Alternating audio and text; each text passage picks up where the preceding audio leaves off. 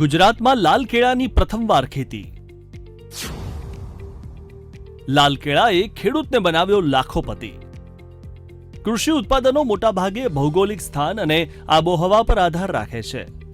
કયા વિસ્તારમાં કયા પાક ઉગાડવા તે તેની આબોહવાના આધારે નક્કી કરવામાં આવે છે. પરંતુ કેટલાક ખેડૂતોની કામગીરી અને ખેતી પ્રત્યેનો તેમનો જુસ્સો તેમને એટલો અલગ બનાવે છે કે સૌ કોઈને નવાઈમાં મૂકી શકે છે. લાલ કેળા જે અત્યાર સુધી ભારતના માત્ર દક્ષિણ પ્રદેશોમાં જ ઉગાડવામાં આવતા હતા, પરંતુ હવે લાલ કેળાનું ઉત્પાદન ભારતના પશ્ચિમ વિસ્તારમાં પણ શક્ય બન્યું છે. કારણ કે વડોદરાના એક ખેડૂતે સફળ રીતે પોતાના ખેતરમાં લાલ કેળાની ખેતી કરી છે અને ઉત્પાદન પણ લેવાનું શરૂ કરી દીધું છે. આપણે વાત કરજણના વેમાર ગામના રાકેશ પટેલની કરી રહ્યા છીએ, જે એક એન્જિનિયર છે, પરંતુ ખેતી તેમનો પૈતૃક વ્યવસાય રહ્યો છે. તેમને ખેતીમાં કંઈક અલગ કરવાનો વિચાર આવ્યો અને દક્ષિણ ભારતમાંથી લાલ કેળાની ટીશ્યુ કલમના રોપા મેળવીને પોતાના ખેતરમાં તેનું વાવેતર કર્યું. રાકેશભાઈએ પ્રાયોગિક ધોરણે 300 રોપાનું વાવેતર કર્યું હતું, જેમાંથી હાલ 250 કેળના રોપામાં ફળ આવી ગયા છે અને માર્કેટમાં વેચવા માટે આ પાક તૈયાર છે. આ કેળા કેમ કિંમતી છે, आओ राकेश भाई पासे थी जानिए. रेड बनाना है, 250 पौधे अभी हमारे पास मौजूद है. 300 पौधे लगाए थे, 50 पौधे फेल हो गए कुछ ना कुछ हमारी वजह से, पता नहीं था इसलिए पहले. अभी 250 पेड़ है, उसमें एक पौधे में से 10 से 15 किलो तक का आता है और 15 महीना से 18 महीना लगता है प्रोडक्शन के लिए उसके. बॉम्बे में पता किया था, बॉम्बे में 10 रुपया से लेके 20 रुपया तक ये पपाया होलसेल में, सॉरी ये केला होलसेल में बिकता है.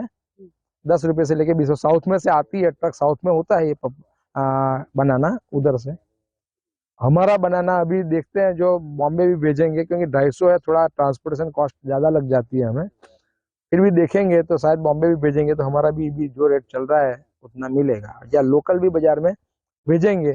क्या आता है, अभी शुरुआत हुई है. કેળાની એક લૂમમાંથી મળે છે 15 થી 20 કિલો ઉત્પાદન. હોલસેલ માર્કેટમાં કેળાનો નંગ દીઠ 10 થી 11 રૂપિયા હોય છે ભાવ. હાલ રાકેશભાઈએ પોતાની વાડીમાં વાવેલા કેળાના પાકમાંથી 5000 કિલો કેળાનું ઉત્પાદન મેળવ્યું છે. રાકેશભાઈએ પોતાની વાડીમાં 40 એકરમાં ફળોનું વાવેતર કર્યું છે, જેમાં પપૈયા, કેરી, લીચી જેવા ફળોનું પણ વાવેતર કરીને સફળ રીતે ઉત્પાદન મેળવી રહ્યા છે. पपैया है तकरीबन 15 एकड़ में. 1 एकड़ में हमारे रेड बनानास लगाए हुए हैं और थोड़े बहुत उसमें इलायची, केला और दूसरा आता है वो चिप्स बनाते हैं, येलो चिप्स जिस केले में से बनती है, उसका मुझे वो नाम तो मैं भूल गया हूँ, लेकिन वो भी हमने डाला हुआ है, इधर का लगाया हुआ है जो साउथ में होता है.